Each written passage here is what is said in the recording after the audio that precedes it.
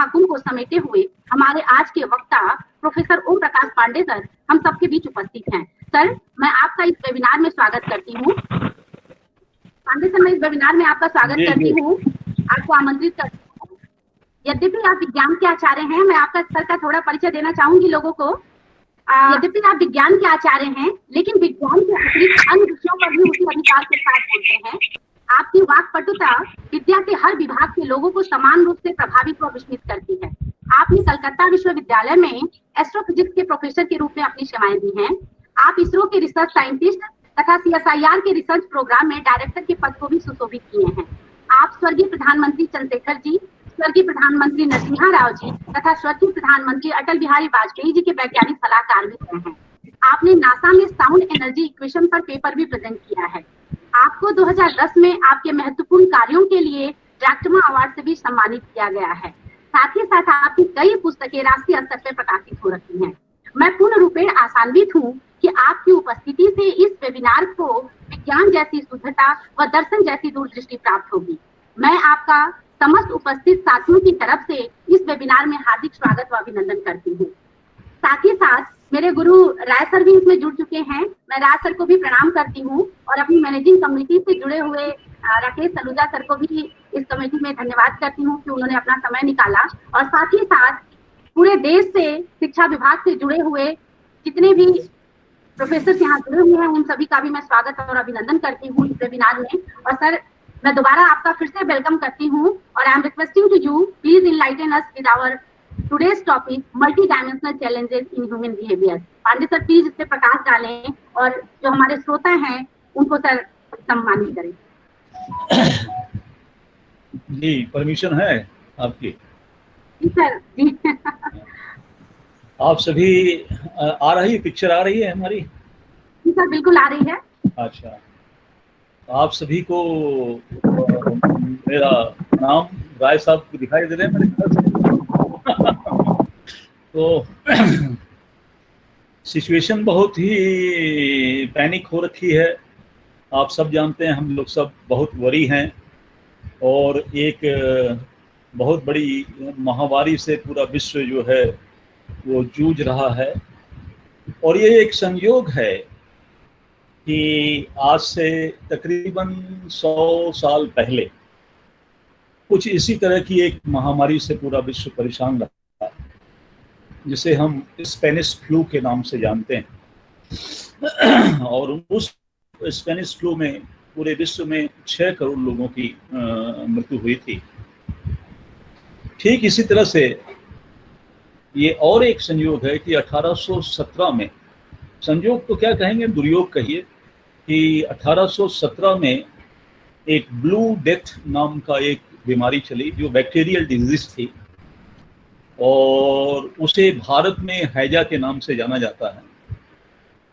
Robert Kock नाम के एक वैज्ञानिक रहे और उन्होंने इसके जीवाणु का पता लगाया।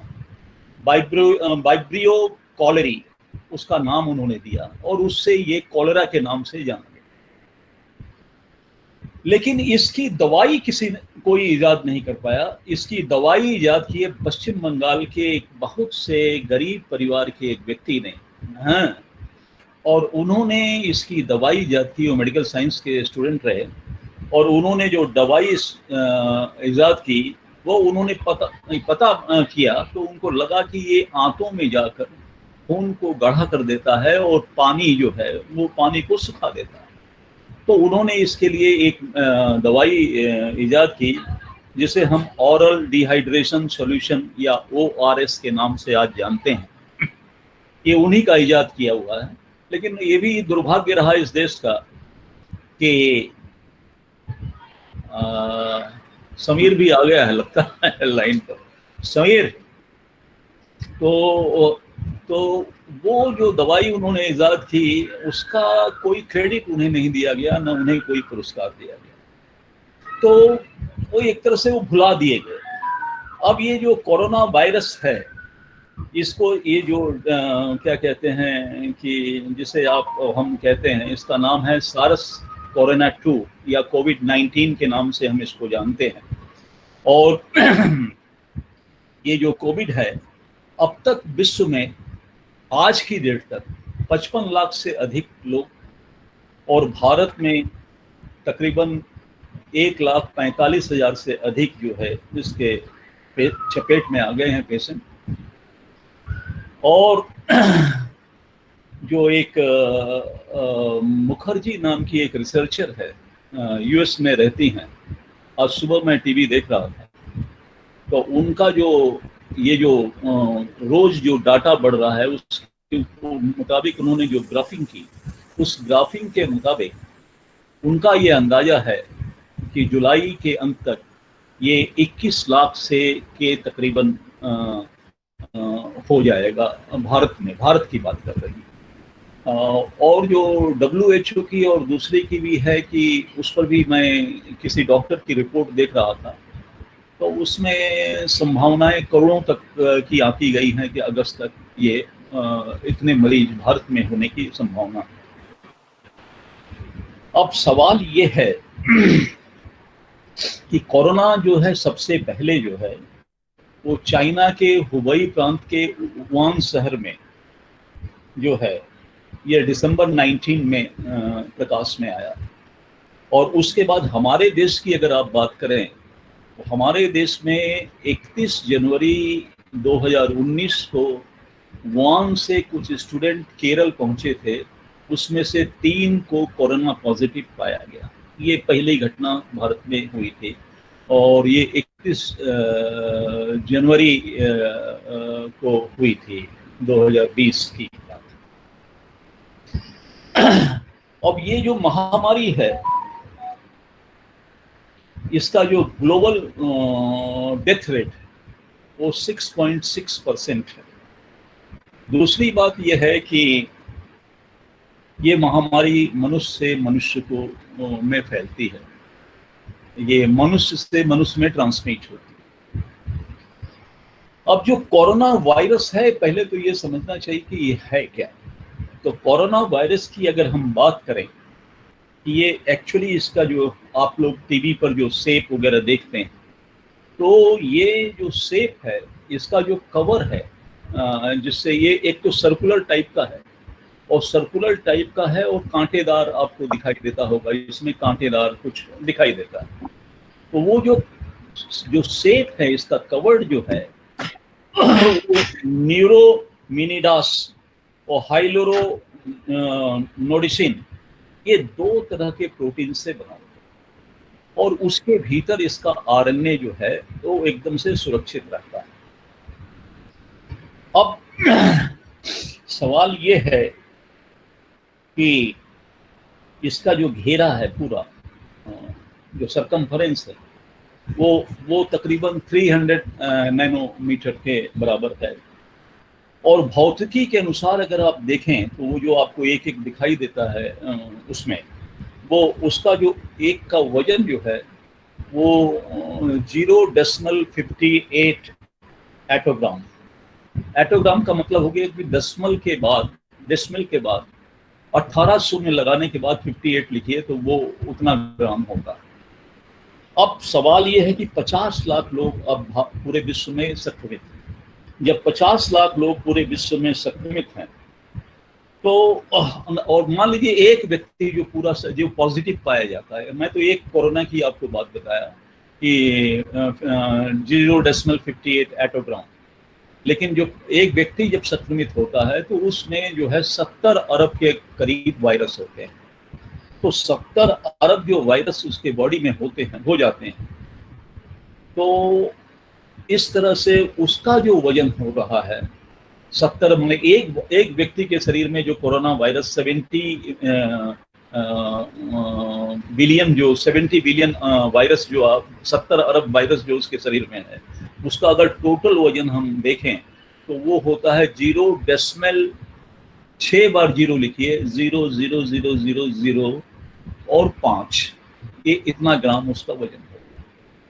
अब प्रश्न ये है कि आज 50 लाख से ऊपर लोग संक्रमित हो गए, तो हम अगर मान के चलें कि 50 लाख लोग संक्रमित हैं, तो 50 लाख लोगों में हर व्यक्ति जो है वो उसके बॉडी में 70 अरब है, तो इस मुताबिक अगर हम टोटल वर्ल्ड में जो ये पूरा फैला हुआ है, जो लोगों को संक्रमित कर दिया है, इनका पूरे कोरोना वायरस का अगर हम वजन करें तो लगभग वो 2.5 ग्राम के बराबर पहुंचता है। तो आप ये देखिए कि वो 2.5 ग्राम वायरस जो है, माने वो प्रकृति का वो 2.5 ग्राम कण पूरे वर्ल्ड को डिस्टर्ब कर दिया, लॉकडाउन कर दिया। 66 दिन से तो हम लोग लॉकडाउन में हैं, भारत 66 दिन से लॉकडाउन में।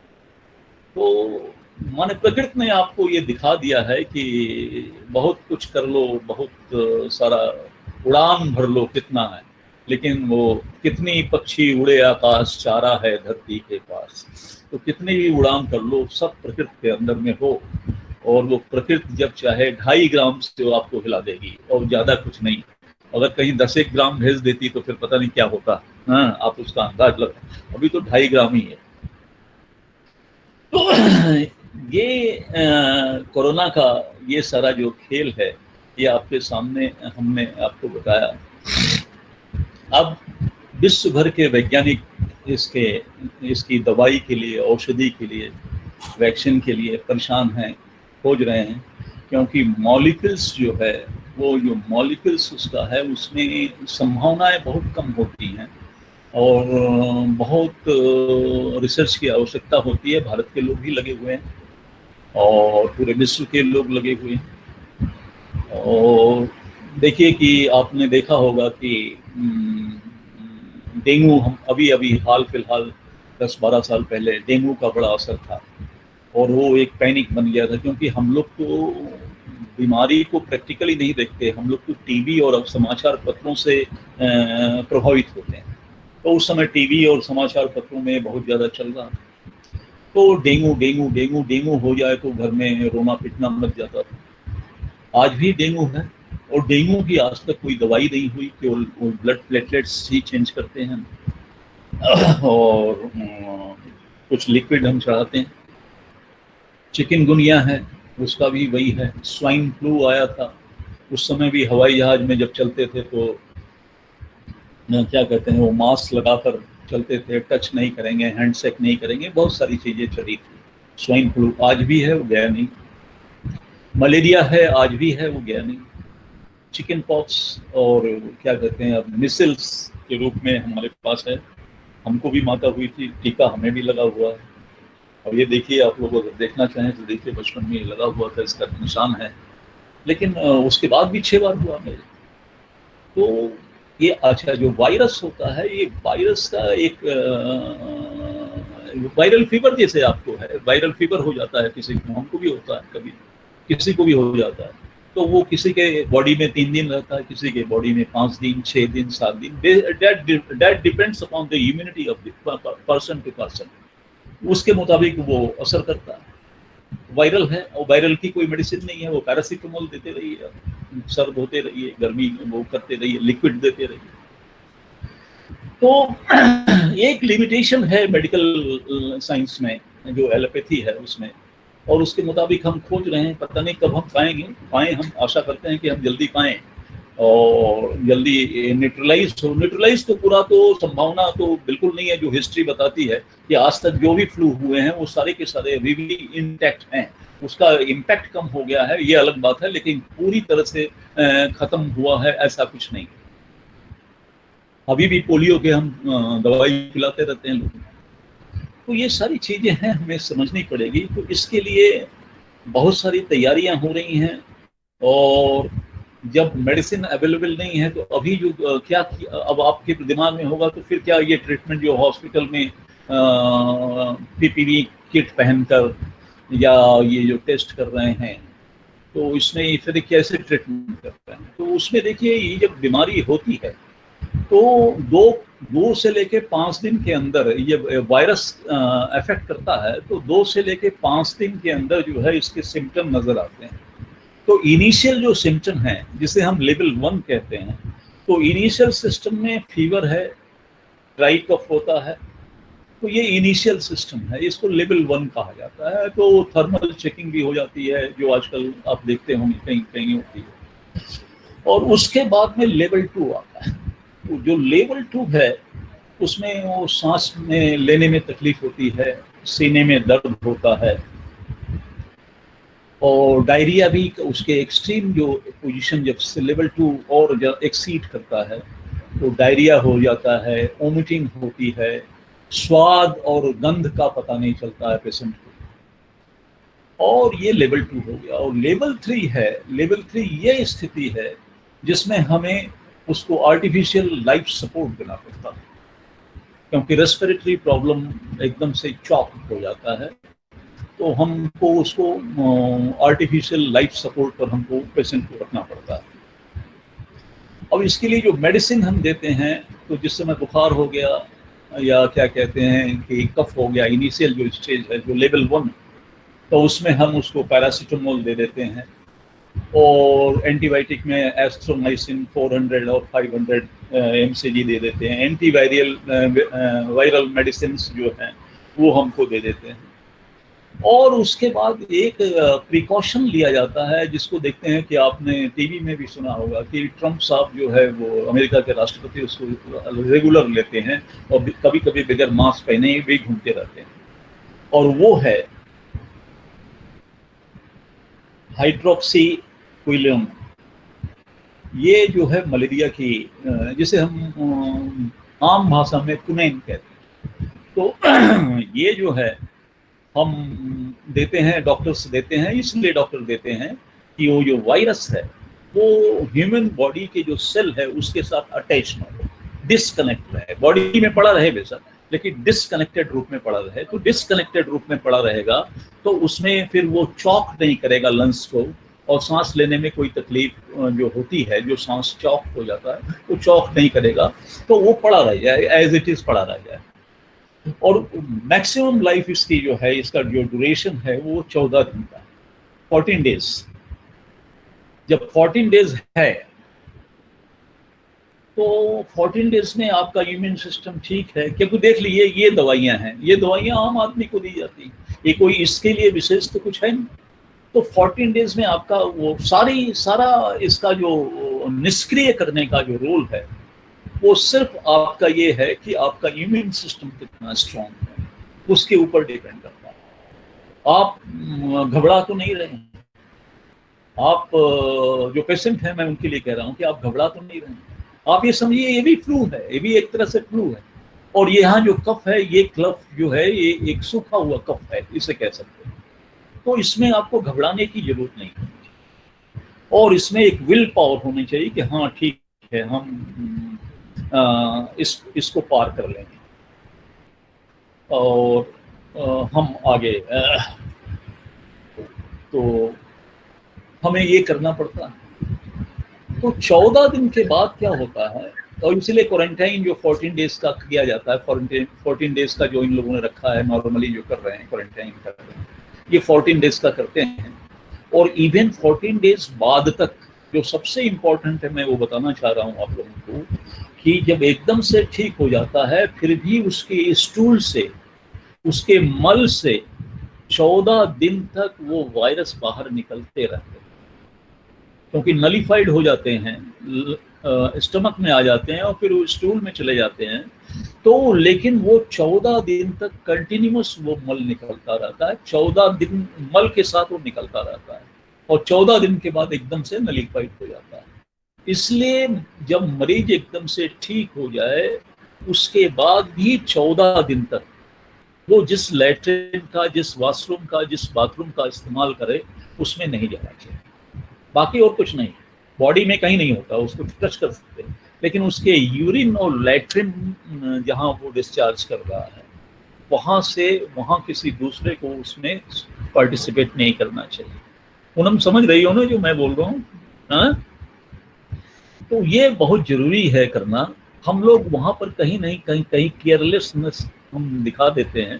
तो केयरलेस होना हम लोगों के लिए, लापरवाह इतना नहीं होना चाहिए, तो हमें उसका प्रिकॉशन लेना चाहिए, और उस मरीज को भी हमें समझाना चाहिए ताकि वो ये ना समझे कि आप उसको कहीं इग्नोर कर रहे हैं या आइसोलेट कर रहे हैं या उसके प्रति कोई हैटरनेस का भाव है आपके अंदर। उसको प्रैक्टिकल चीज़ें समझानी चाहिए ताकि एक ह्यूमन फीलिंग्स भी बनी रहे।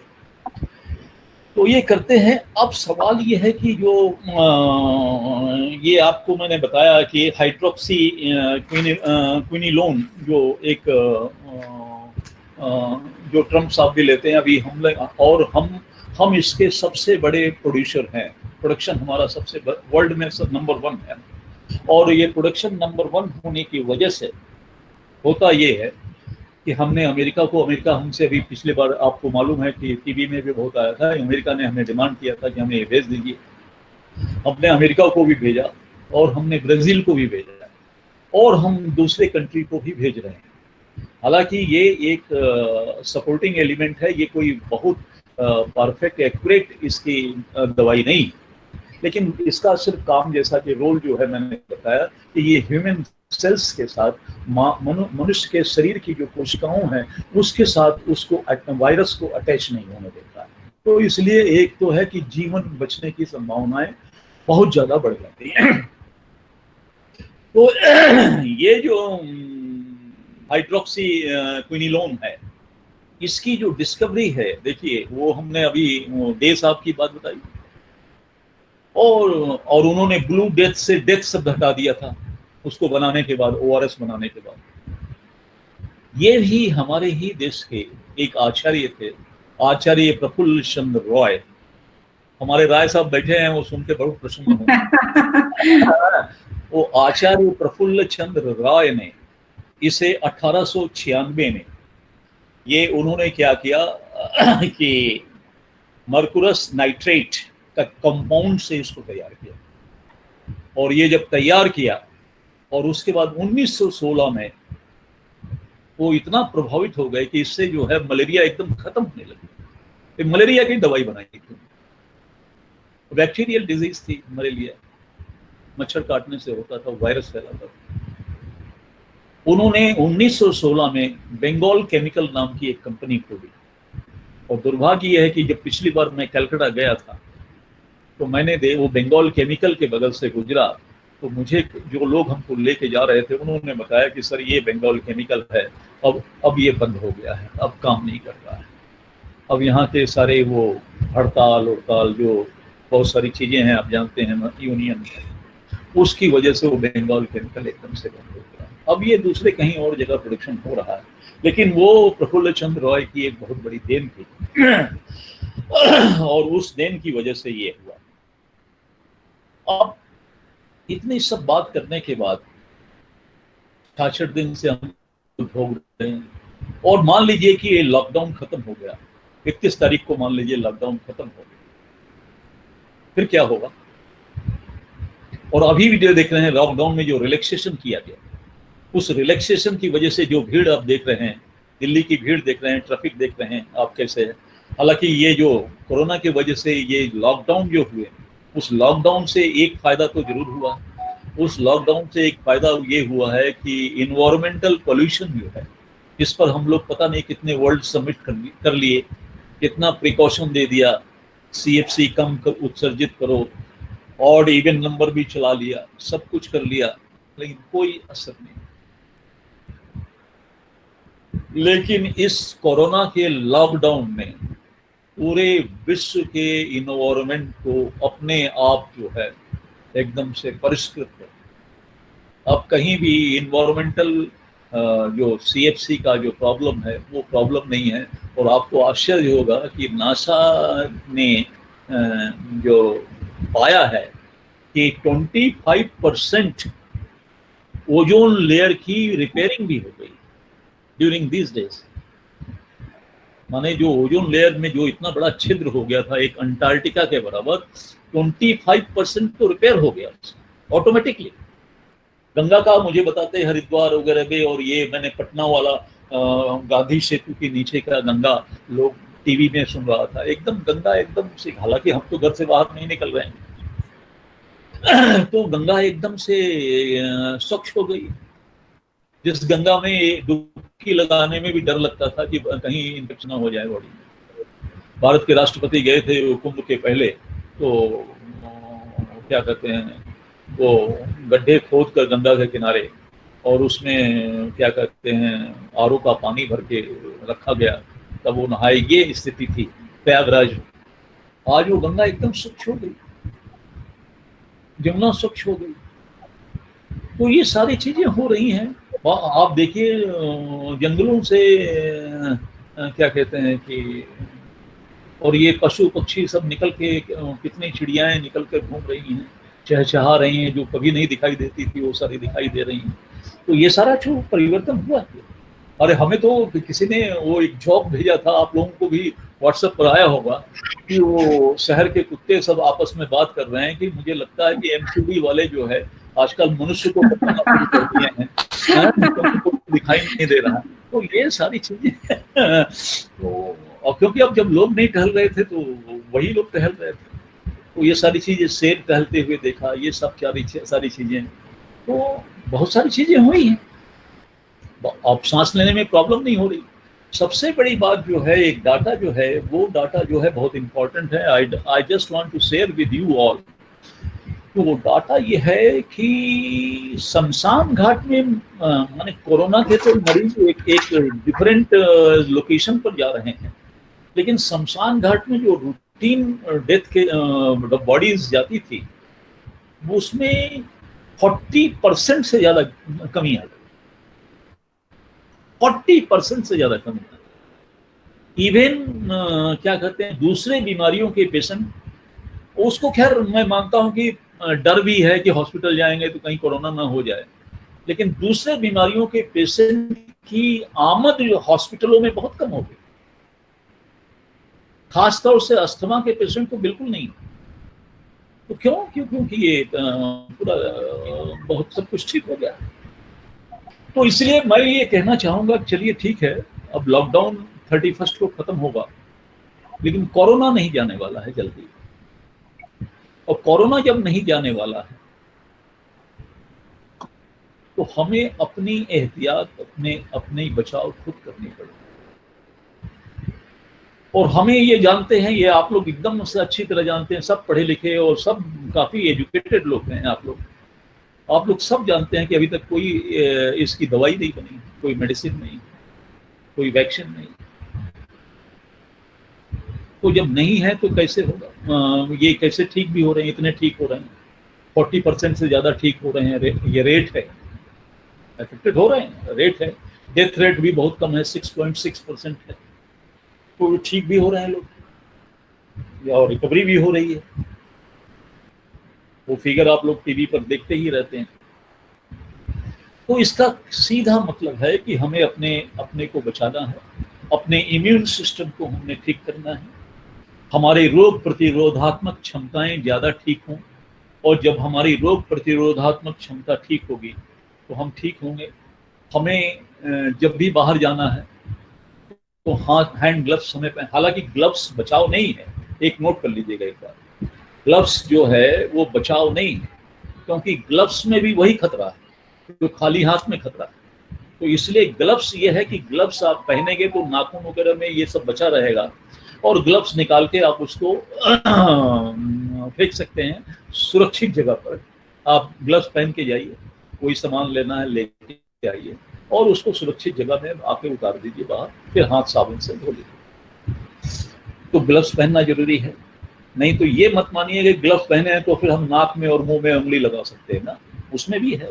ग्लव्स में, प्लास्टिक में तो 6 दिन तक रहता है। तो वो कोरोना वायरस एयर में नहीं है, एयर में नहीं रहता है। अब मास्क लगाते हैं। अब आप एक प्रश्न ये भी हो सकता है कि जब एयर में नहीं है तो मास्क लगाने की क्या जरूरत है? मास्क लगाने की इसलिए जरूरत है कि आपके बगल से जो गुजर रहा है, क्या पता वो कोरोना पेशेंट हो, उसको खुद भी नहीं मालूम हो, क्योंकि 5 दिन के बाद तो सिम्टम पता चलता है। इसलिए मास्क लगाना जरूरी है, प्रिकॉशन के लिए आपको मास्क लगाना है। लेकिन मास्क लगाने के बाद एक चीज बहुत ध्यान रखिएगा कि मास्क लगाने के बाद साइकिलिंग नहीं करेंगे आप, मास्क लगाने के बाद एक्सरसाइज नहीं करेंगे आप, मास्क लगाने के बाद दौड़ नहीं लगाएंगे आप, क्योंकि अगर आप लगाएंगे तो एक्चुअली ऑक्सीजन इनहेल जो हो रहा है मास्क की वजह से उसकी मात्रा कम हो जाती है, और जब मात्रा उसकी कम हो जाती है तो रेस्पिरेटरी प्रॉब्लम हो सकता है, ब्लड सर्कुलेशन में ब्लड का जो फ्लो है वो डिस्टर्ब हो सकता है, और बहुत सारे केसेस जापान में और चाइना में हुए जिसमें डेथ भी हुई लोगों की। तो इसलिए मास्क केवल आप आराम से चल रहे हैं बाहर, घर में बैठे हैं तो आपको मास्क लगाने की जरूरत नहीं है, लेकिन गाड़ी में भी चला रहे हैं, when you are driving a car, उस समय भी आपको मास्क लगाने की जरूरत नहीं। आवाज आ रही है ना? इट्स कंटिन्यू ना? ये सुनाई दे रहा है ना? हाँ बिल्कुल बिल्कुल, हाँ, सभी को सुनाई दे रहा है। ये कौन है? प्रेमलता है क्या लगता है? तो मास्क लगाने की आपको जरूरत नहीं है वहां पर मास्क लगाने की, और तो मास्क लगाइए। सैनिटाइज के लिए आपको एक चीज की जरूरत है कि साबुन से आप हाथ धोते रहिए, और अगर किसी संक्रमित व्यक्ति के प्रभाव में या कहीं न कहीं गलती से, या जब आप बहुत सारे लोग इसमें सेवा कार्य कर रहे हैं, मास्क वितरण कर रहे हैं और उसके साथ में खाना भी वितरण कर रहे हैं, तो बहुत सारे अननोन पर्सन से इंटरेक्शन भी हो रहा है, बेशक आप अपने एहतियात के तौर पर कर रहे हैं। तो ऐसी स्थिति में जब आप घर वापस लौटें तो बाकायदे आप अपने कपड़े को उतार दें, नहाएं, कपड़े को उतार के उसको ठीक से वॉश बेसिन में डाल दें, गर्म पानी में डालकर धोएं उसको, और आप खुद नहा लें, खूब अच्छी तरह से नहा लें। और दूसरी जो सबसे इम्पोर्टेंट बात ये है कि ये सब शुचिता की बात है, माने अपने को ठीक रखना। और ये जो शुचिता, देखिए बीएस नायपाल साहित्य में उनको नोबेल प्राइज मिला था, आप लोग को मालूम है। वो भारतीय मूल के व्यक्ति थे, लंदन में रहते थे। उन्होंने भारतीयों के विषय में एक टिप्पणी की थी, बहुत इम्पोर्टेंट टिप्पणी है, और लगती तो बड़ी खराब है, लेकिन सच्चा सत्य जो है वो बहुत कड़वा होता है। उन्होंने टिप्पणी की थी कि भारत के लोग अपनी समस्या को समझना और उसका निराकरण के लिए वो पश्चिम के तरफ देखते हैं, उनका अपना कोई ओरिएंटेशन नहीं। और ये हमारा माइंडसेट हो गया एक तरह से कि हम हर चीज के लिए पश्चिम की तरफ देखते हैं, और उस पश्चिम की तरफ देखते हैं। अब जैसे देखिए साबुन से हाथ धोना, ठीक है, हम लोग सब साबुन लगाते हैं, मेट्रोपॉलिटन सिटी में या शहरों में रहने वाले लोग तो लगाते ही हैं। अब तो गांव में रहने वाले लोग भी लगा रहे हैं, लेकिन साबुन में डिटर्जेंट है, उस डिटर्जेंट से स्किन को कितनी प्रॉब्लम होती है, ये भी एक विज्ञान का विषय है। हम लोग तो इन सारे विषयों पर चर्चा नहीं करते हैं, अगर चर्चा करें तो लोग खाना छोड़ दें, हाथ धोना छोड़ दें। तो वो कितनी बैक्टीरियल इफेक्ट पड़ते हैं, कितना स्किन डैमेज होता है, ये बहुत सारी चीजें। तो भारतीय अगर पद्धति देखें तो रीठा है, रीठा पहले औरतें बालों में रीठा लगाती थी, मैंने सुना है, मैं जानता नहीं हूँ, मैं सुना हूँ, और तुमको पूनम ज्यादा मालूम है। तो तुम्हारी चाची भी लगाती थी कभी कभी। तो रीठा लगाइए, रीठा से हाथ धो लीजिए, नहीं तो वो जो अब तो यहाँ तो गैस स्टोव आ गया है, अगर गैस स्टोव ना हो तो क्या कहने हैं कि वो जो चूल्हा पहले जलता था लकड़ी वाला, तो उसकी राख होती थी, या मिट्टी जो है, मिट्टी तो ये कंक्रीट के जंगलों में मिट्टी तो नहीं मिलेगी, लेकिन अगर मिट्टी से हाथ धोएं तो ज़्यादा सेफ है और ज़्यादा इफेक्टिव भी रहेगा, तो हम उसको करना चाहिए। तो ये सारी शुचिताओं की हम बहुत ख्याल रखते थे पहले भी, हम वो मिट्टी से ही हाथ धोते थे। अब पहले के ज़माने में जो लोग सुबह दिशा मैदान जाते थे तो वो लोटा लेकर जाते थे, तो उस लोटे को भी और हाथ को भी मिट्टी से धोते थे गाँव में, तो वो बड़ा हाइजीनिक भी है। तो एक तो ये हो गया, दूसरा बहुत शुचिता का हम लोगों ने इतना ख्याल रखा था, हमारा तो पूरा सिस्टम जो लाइफ स्टाइल थी, वो लाइफ स्टाइल टोटल साइंटिफिक थी। हमारी लाइफ स्टाइल इस तरह से थी कि देखिए क्या कहते हैं, जब चेचक होता था माता निकलती थी, हमको बहुत बार निकली है, मैं तो बहुत 7-8 क्लास में भी पढ़ रहा था तब भी मुझे माता निकली है, तो मुझे याद है सारी। तो माता निकली, गलगड़ा में रहते थे, माता निकली, वहाँ शायद ये पॉक्स की बीमारी ज्यादा होती है, तो माता निकलती थी, तो हमारे घर में वो कढ़ाई में छौंक भी नहीं पड़ती थी, जैसे तेल ओल डाल के कोई तड़का वड़का लगाते हैं, छौंक डालते हैं, तो वो छौंक भी नहीं पड़ती थी उस समय। क्योंकि वो ऑयल जो है वेपराइज होगा तो वो क्योंकि वो इस एक्चुअली बेसिकली वो पूरी स्किन डिजीज है, वायरस का अटैक है, स्किन डिजीज है, हम माता जरूर बोलते हैं, वो पूरा स्किन डिजीज। तो उसमें जो है, हेलो, तो उसमें बड़ा इफेक्ट होता, तो वो छौंक भी नहीं लगाते थे। तो फिर उसके पास जो लोग जाते भी थे वो पेशेंट के पास में जिनको माता निकली हुई है, तो बड़ा एहतियात, वो एक दो आदमी ही जाते थे, सिलेक्टेड परिवार के, सब नहीं जाते थे, और पूरा सफाई से स्वच्छता से जाते थे। इसी तरह से हमारे यहाँ स्त्रियों को जब क्या कहते हैं कि ये डिलीवरी होती है, तो हमारे यहाँ ये व्यवस्था थी कि 100 महीने तक उसको एक कम प्रसूता गृह में रखना चाहिए, और वहां पर कोई जाए नहीं, क्योंकि बच्चा भी न्यूली बॉर्न बेबी होता है, और स्त्री भी उतनी, महिला भी उतनी डेंजरस जोन में रहती है, तो इसलिए कहीं इन्फेक्शन न हो जाए, तो उसको हम लोग बचा के रखते थे, उसको भी वहां पर भी दी जाती थी। और इसी तरह से जब हम शमशान में जाते थे और डेड बॉडी लेके जलाते थे, उसका जो क्या कहते हैं, हवा, वायु जो है वो जलता था, वाष्पीकरण होता था, धुआं निकलती थी, तो उसके कण भी आते थे। तो क्योंकि मरने के बाद तो मेटाबॉलिज्म तो रहता नहीं, कैटाबॉलिज्म शुरू हो जाता है, जीवाणु पनपने लगते हैं बॉडी के अंदर तुरंत 3 घंटे के बाद से। तो फिर वो उसको हम जला रहे हैं तो वो वायरस कहीं इफेक्ट न करे, इसलिए हम वो तुरंत नदी के किनारे ही हम दाह संस्कार करते हैं अभी तक जो परिपाटी है, और उसके बाद उस नदी में स्नान कर लेना, चाहे वो गंगा हो या कोई भी बहती नदी है, उसके किनारे स्नान कर लेते थे, नीम की पत्ती लेकर मुंह में चबा लेते थे, डाल देते थे, क्योंकि ये एंटी बैक्टीरियल है, और तो वो हम नीम की पत्ती चबा लेते थे, और फिर हम अपने घर लौट के आते थे। तो इस तरह की सूचिताओं की, छोटी छोटी सूचिताओं की व्यवस्था हम करते थे।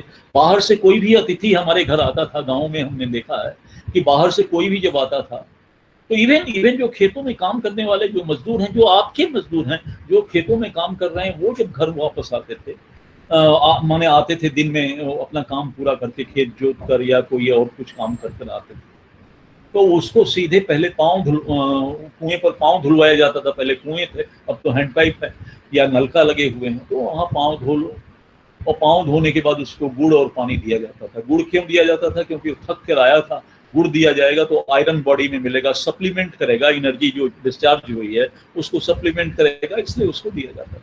इवन जो हमारे आदरणीय कुछ लोग बड़े बुजुर्ग आते थे बाहर से, चल कर आते थे, उनके पैर तो हम लोग खुद ही श्रद्धा से धोते थे, और धोने के बाद में उनका पैर पोछना और पोछना। अभी रामायण आप लोगों ने देखा होगा, उसमें देखा जब जब राम कहीं भी गए हैं तो वो जल देकर पैर उनका धोया जाता था, कपड़े से पोछा भी जाता था। तो ये व्यवस्था हमारे यहाँ हर घर में, हर गांव में ये सब सारी व्यवस्था थी, ये शहरों में नहीं। तो उसके पैर धोना, हाथ धोना, और तब जाकर उसको हम पानी देते थे। ये व्यवस्था हमारे यहाँ, ये सारी व्यवस्था थी। आज देखिए आज क्या हो रहा है, आज ये हो रहा है कि घर में आइए, हाथ पैर धोइए, पहले वॉशरूम में जाइए, आप हाथ पैर धोइए आप आराम से। ये अमेरिका वाले भी कर रहे हैं, ये यूरोप में भी हो रहा है, वो लोग पे कर रहे हैं, जूते बाहर निकाल रहे हैं। हमारे यहाँ भी बचपन में और सब जगह हम लोग कभी जूता पहन के घर के अंदर प्रवेश वर्जित था, माता जी अलाउ ही नहीं करती थी। तो और ये हमारे यहाँ, हमारे ही घर में नहीं था, ये सब जगह। ये पिछले 20-30 साल से जो हम काफी वेस्टर्नाइज होने के चक्कर में बहुत सारी चीजें हमने अडॉप्ट कर लिया, उसमें बहुत सारी चीजें की कमियां हो गई, अनहाइजीनिक बहुत हो गया, मॉडर्निटी के नाम पर अनहाइजीनिक हो गया। तो ये सारी चीजें हुई, जूता बाहर निकाल के आए, क्योंकि जूता में कहाँ कहाँ वो क्या क्या उसमें चिपक जाएगा, क्या क्या आएगा, और उससे वायरस ट्रेवल करेगा। अब इसकी बात तो हम नहीं करेंगे, क्योंकि उस बात कहेंगे तो आप लोगों में भी कुछ लोग कहेंगे कि सर ये पॉसिबल नहीं है आप जो बात कर रहे हैं, क्योंकि सब अब तो सवाल ये है कि अब तो हम लोग, पहले के ज़माने में जो शहर भी होते थे, उन शहर में जो बाथरूम और लैट्रिन होती थी वो रिहायशी मकान से दूर होती थी, कम से कम 10-15 गज से दूर होती थी। अब तो अटैच बाथरूम और अटैच लैट्रिन है, और वो कमोड में जो बैक्टीरिया है वो किचन के बगल में ही कमोड, ये व्यवस्था, तो वो बैक्टीरिया कितने आराम से, वो तो इनविजिबल है, वो दिखाई नहीं पड़ता, तो वो कितने आराम से आपके किचन में जा रहा है, इसका तो किसी को कुछ नहीं पता। वो तो बहुत खैर बड़ी बातें हैं, इसलिए मैं कहता हूँ इन सब बातों को इतना गहराई से नहीं जाने की जरूरत है, लेकिन जितना हो सकता है उतना हमको परहेज करने की, साफ सफाई रखने की आवश्यकता है। हमें लौटना पड़ेगा प्रकृति की ओर, और जब हम लौटेंगे तब जाकर हम ये तो सफाई की बात हो गई, ये एक्सटर्नल सफाई की बात हो गई कि हम किस तरह से डिस्टेंस मेंटेन करके रखें, हम उतना डिस्टेंस मेंटेन करके रखें। तो ये तो हो गई सफाई की बात। अब सवाल है, जो बेसिक चीज है, जो सबसे इंपॉर्टेंट है, वो है इम्यून सिस्टम कैसे बढ़ेगा। तो इम्यून सिस्टम बढ़ाने के लिए कोई सप्लीमेंट एलोपैथिक की जो मेडिसिन है वो कारगर नहीं है, ये डॉक्टर्स भी कहते हैं, और हम लोग जानते हैं, माइक्रोबायोलॉजी में भी हम लोगों ने देखा। इसका क्या तरीका? तो इसका तरीका तो यह है कि हम योग करें, प्राणायाम करें। ये तो एक हो गया कि एक्सरसाइज करें हम, और जिम जाने के बजाय योग और प्राणायाम करें। वो हम घर में कर सकते हैं, आराम से कर सकते हैं। प्राणायाम ज्यादा करिए, क्योंकि सारा मामला तो सांस का है, लंग्स का है, तो प्राणायाम करें। और उसके साथ साथ दूध अगर हम लेते हैं तो उस दूध में हल्दी डालकर बॉयल करके हम दूध ले सकते हैं। हम सुबह खाली पेट जो है वो गिलोय का काढ़ा बना कर ले सकते हैं। गरम गरम भी जाएगा, क्योंकि गरम जाएगा तो वो उसके जो ऊपरी परत है, स्ट्रक्चर है, उसको डिसमेंटल कर देगा। डिसमेंटल करने के बाद वो खत्म हो जाएगा, मामला खत्म हो जाएगा। चाइना में, जापान में, ये नॉर्थ कोरिया में या साउथ कोरिया में वो क्या करते हैं कि वो लेमन्स को 3 भागों में काटते हैं और गर्म पानी में डाल देते हैं, और उसके बाद उसको वो पीते हैं। यही उन्होंने किया वुहान में। क्यों कर रहे हैं लेमन में? क्योंकि लेमन में जो है वो विटामिन सी, और जब विटामिन सी है तो विटामिन सी जो है आपके इम्यून सिस्टम के लिए रिजिनवेट करता है। एक तरह से आयुर्वेद में अगर बात करें तो रसायन, तो विटामिन सी हमें चाहिए। और अब वो लेमन को करते हैं, नींबू को कर रहे हैं, क्योंकि उनके यहाँ वो वृक्ष नहीं है। वो वृक्ष आपके भारत में है, जिसे आप आंवला कहते हैं, और वो धात्री फल है। और एक आंवला का जो छोटा सा फल है वो 12 लेमन के बराबर है। 12 लेमन में, 12 नींबू में जितना विटामिन सी होता है उतना एक आंवला के उस फल में होता है, जो छोटा सा गोल सा। और 500 एप्पल में जितने विटामिन सी होते हैं। Not talking about the mass, उसकी साइज की बात नहीं कर रहा, जो न्यूट्रिशन वैल्यू उसकी बात कर रहा हूं। और ये मेरी नहीं, ये बेंगलोर की रिसर्च, 500 एप्पल में जितने विटामिन सी की मात्रा पाई जाती है उतना एक आंवला के उस फल में पाई जाती है। अगर आप सुबह 2 या 4 आंवले का, मान लीजिए 2 आंवले का जूस ले रहे हैं, उसको कद्दूकस करके बाउल में डाल दीजिए, बाउल में कपड़ा डाल दीजिए और कद्दूकस कर दीजिए। कद्दूकस करके और उसको निचोड़ दीजिए, रस गिरेगा।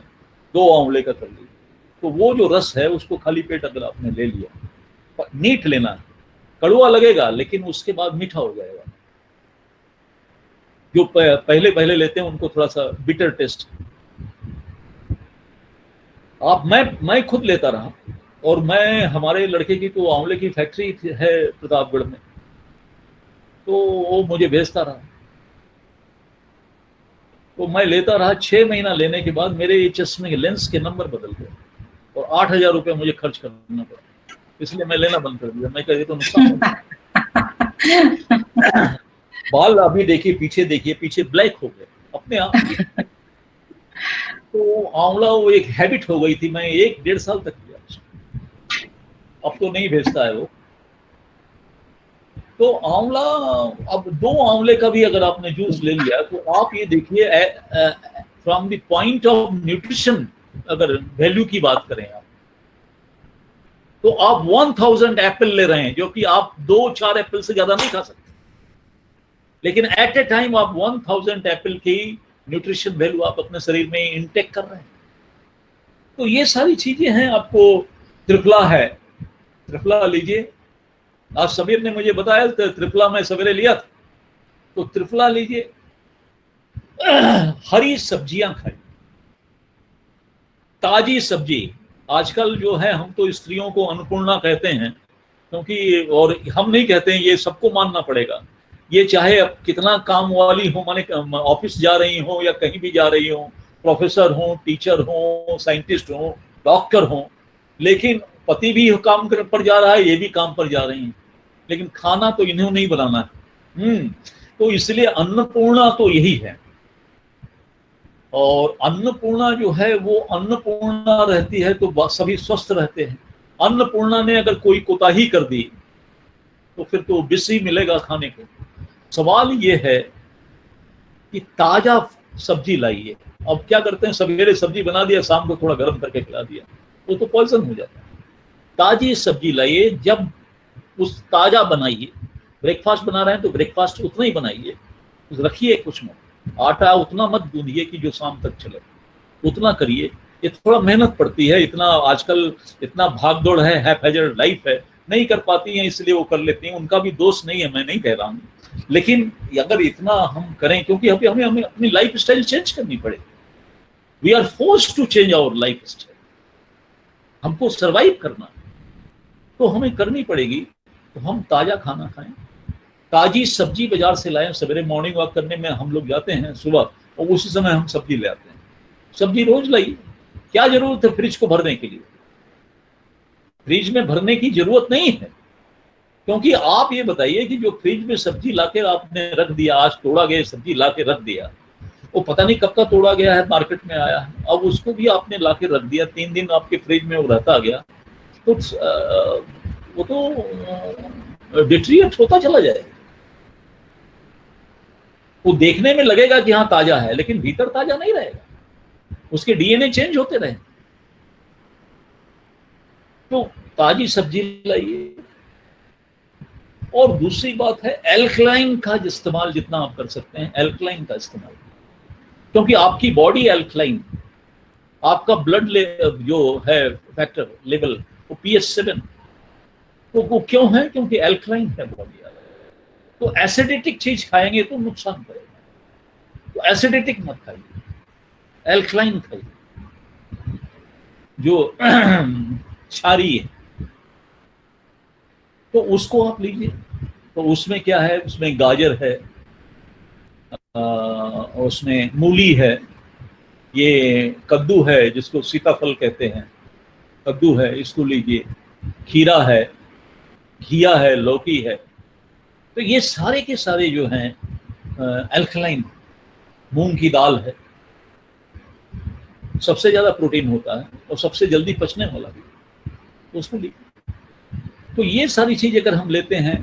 दूसरी बात यह है कि वो जो नमक हम इस्तेमाल करते हैं, वो नमक भी हम रॉक सॉल्ट लें, जिसे हम सेंधा नमक कहते हैं, क्योंकि वो जो सेंधा नमक है वो नेचुरल, और जब नेचुरल है तो वो एल्कलाइन, और ये दूसरा जो लेते हैं ये एसिडिटिक। तो वो क्या होता है, वो सॉल्युबल नहीं होता है बॉडी में, ये बॉडी में सॉल्युबल, तो जो सॉल्युबल है वो शरीर के लिए ज्यादा फायदेमंद। तो इस तरह की चीजें अगर हम लेते हैं तो अब सैनिटाइज की जहां तक बात है, सैनिटाइज करने के लिए वो जो अल्कोहल वाला हम लोग मार्केट में बिक रहा है, पैसा खर्च कर रहे हैं। आप अगर एक कपूर ले लिया और एक लवंग ले लिया, कपूर और लौंग, और उसको लेके आपने घर में सुबह शाम, हमारे यहाँ तो औरतें पहले जलाती थी, आरती करती थी। अब मंदिरों में देखिए, आप देखिए मंदिर में भीड़ बहुत होती है, गर्भगृहों में सुबह शाम आरती होती है। वो आरती कपूर की होती है। क्यों होती है? कि वो कपूर जो है वो सबसे बड़ा सैनिटाइजर, देसी कपूर, इसलिए आरती होती है कि वहाँ भीड़ इकट्ठा होती है, पता नहीं कितने वायरस आ रहे हैं, कहाँ से आ रहे हैं, वो इन्फेक्शन कहीं ना हो जाए, तो इसलिए वो सैनिटाइज हो जाता है, ऑटोमेटिकली सैनिटाइज हो जाता है। और इतने गर्भगृह इतना वो ऐसा बना ही रहता है कि बहुत जल्दी हवा या धुआं उसमें से बाहर नहीं निकल पाते, उसी में मडराता रहता है, तो सैनिटाइज करता रहता है। तो उसी तरह से घर में भी हमारे यहाँ औरतें जो हैं वो सुबह शाम आरती करती थी, वो कपूर से आरती करती थी, ये करती थी। आजकल वो सब हो नहीं रहा। तो आप वो आरती मत कीजिए। इट इज नॉट नेसेसरी कि आप भगवान के पास आरती करें। आप कपूर जलाकर घुमा सकते हैं, लौंग डालकर उसको, कपूर डालकर उसको घुमा सकते हैं। वो है फिटकरी है, सैनिटाइज हाथ धोने के लिए जो है वो फिटकरी से, या रीठा मैंने बताया था, या मट्टी है, उससे भी आप हाथ अच्छी तरह से, माने अगर पर्टिकुलरली हम लोग की बात को छोड़िए, महिलाएं बहुत स्किन के लिए बहुत केयर करती हैं, तो उनके लिए ज़्यादा जरूरी है कि वो स्किन सेव करें। तो उस ये सारी चीज़ें करेंगे तो स्किन में खुरदरापन नहीं होगा। अब इसके साथ एक जो बहुत इम्पोर्टेंट बात जो है, मैं वो कह रहा हूँ कि हम लोग बॉडी बनाने के लिए, या बॉडी में प्रोटीन, क्योंकि प्रोटीन जो है रिपेयर करता है, उसके लिए बहुत सारे लोग उसके लिए कहते हैं, और उसके लिए हम लोग जो है वो तकरीबन बहुत सारे लोग हमारे में से नॉन वेज हो गए। नॉन वेज अगर नहीं है, माने अगर मांस नहीं खा रहे हैं, मांसाहारी नहीं है, तो एगिटेरियन जरूर हैं, अंडे खा रहे हैं। आप अगर वेजिटेरियन हैं तब भी आप जो खा रहे हैं उससे भी प्रोटीन बन रहा है, अंडे खा रहे हैं उससे भी प्रोटीन बन रहा है, और मांस खा रहे हैं उससे भी प्रोटीन बन रहा है। फर्क क्या है? फर्क ये है कि ये प्रोटीन में दो तरह के एलिमेंट्स पाए जाते हैं, और एक है साइस्टाइन और दूसरा है मेथियोनाइन। और ये दोनों जो है एगिटेरियन और मांसाहारी जो है उनके प्रोटीन में वो उसके खाने से जो प्रोटीन बनता है उसमें मात्रा ज्यादा होती है। वेजिटेरियन खाने वाले के अंदर ये बहुत मार्जिनलाइज्ड होता है, बहुत कम होता है, और इसकी मात्रा हो गई तो ये आपके रोग प्रतिरोधात्मक क्षमता पर विपरीत प्रभाव डालता है। बहुत गहराई से समझने की बात। प्रोटीन तो दोनों में है, तीनों ही बनाते हैं, लेकिन इसमें ये दो एलिमेंट की मात्रा बहुत ज्यादा होती है। तो ये मात्रा ज्यादा हो जाने की वजह से ये आपके बॉडी के क्या कहते हैं, जो रेसिस्टेंस पावर वो जो है उसको जो है ये वीक भी करता है। इसका एक साइड इफेक्ट। इसलिए अगर वेजिटेरियन रहेंगे, और अभी तो WHO में की भी एक रिपोर्ट हमने देखी थी, उसमें भी है कि जो शाकाहारी हैं उनमें उनको भी कोरोना होता है, ऐसा नहीं है, लेकिन उनकी डेथ रेट नहीं, डेथ की रेट बहुत कम, मिनिमम, और उन पर वो सारे सबसे ज्यादा जल्दी रिकवरी उन्हीं की हो रही है। तो उनको क्यों हो रही है? क्योंकि यही है साइस्टाइन और क्या कहते हैं, मेथियोनाइन। तो ये आप करिए। दूसरी अगर स्पिरिचुअल और कोई दूसरी बात बताना हो तो उसमें मैं आपको बताऊंगा कि अगर हम 50 पशुओं की जो कत्ल खाना है उसमें 50 पशुओं का जो कत्ल होता है, उस कत्ल में 1040 मेगावाट जो है EPW उससे निकलता है, और इसको हम कहते हैं आइंस्टीन पेन वेव्स, जिसको हम शोक तरंगे कहते हैं। और पूरे विश्व में एक दिन में 50 लाख करोड़ मेगावाट EWP निकल रहा है। और ये जो शोक तरंगे निकल रही हैं, और ये जो वो मांस खाने वाले लोग, उनके बॉडी पर जो ये रिसर्च हुआ, और एक दो नहीं, कम से कम तकरीबन नॉट माने मोर देन 40 साइंटिस्टों ने मिलकर जो इसका रिसर्च किया इस पर, और उन्होंने पाया कि ये इसका असर जो है 18 महीने तक रहता है, 18 मंथ्स तक इसका असर रहता है शोक तरंगों का। वो आपका मेंटल डिसऑर्डर, माने आपके अंदर चिड़चिड़ापन, आपके मन में अशांति, ये सब जो न्यूरो साइकी प्रॉब्लम है, ये सारे प्रॉब्लम इससे क्रिएट होता है। तो इतनी जब सारी चीजें हैं, और इस तरह से कोरोना नाम की एक बीमारी भी आ गई है, और इसमें इम्यून सिस्टम हमें ठीक रखना है, तो हमें योग भी करना है, हमें प्राणायाम भी करना है, और इसके साथ साथ हमें ध्यान भी करना आवश्यक है। और जब हम ध्यान करेंगे, कंसंट्रेट करेंगे, अपने आप को मेडिटेशन में ले जाएंगे, तो हमारा आत्मबल बढ़ेगा। और आप जानते हैं, मन के हारे हार है, मन के जीते जीत। तो अगर हम ऐसा करेंगे तो हमारी जो इम्यून सिस्टम है, हमारी जो जिज्ञासा है, जीने की जो हमारी एक इच्छा है, वो प्रगाढ़ हो।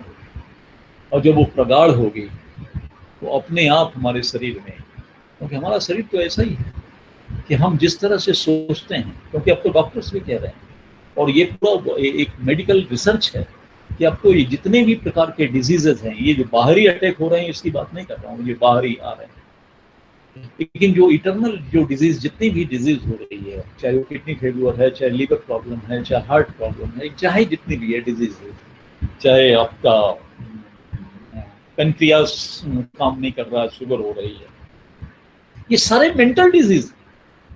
ये कहते हैं मानसिक है ये बीमारी, फिजिकल कुछ है ही नहीं। तो हम अपनी सोच बदले, हम कुछ शांति लाएं अपने मन में, अशांत न रहे, EPW का इफेक्ट कम पड़े हमारे अंदर, हमें ये करना पड़ेगा। और इस तरह से हमारी लाइफ स्टाइल हमको बदलनी पड़ेगी, क्योंकि ये जल्दी जाने वाला नहीं, कम हो सकता है, एकदम से तो जाने वाला नहीं, और इसके साथ जीना पड़ेगा। और अब सवाल ये है कि ये तो सारी चीजें हो गई हमारे और इसके लिए कि हम डिस्टेंस मेंटेन करें, जहां आवश्यक ना हो वहां ना जाएं, ये सारी चीजें हम करें, कम निकलें। लेकिन उसका एक और प्रभाव पड़ेगा, वो भी मैं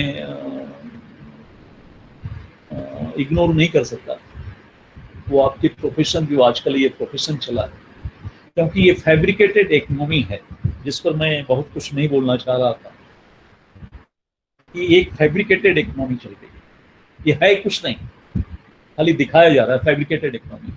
और प्रधानमंत्री जी ने अभी, हालांकि 2014 में जब आए थे तब भी उन्होंने कहा, पार्लियामेंट में कहा था, मैंने सुना था कि लोगों से पूछो आप क्या जानते हैं, तो वो अपनी डिग्री बताता है, लेकिन डिग्री नहीं, क्या आपके अंदर क्या काबिलियत है।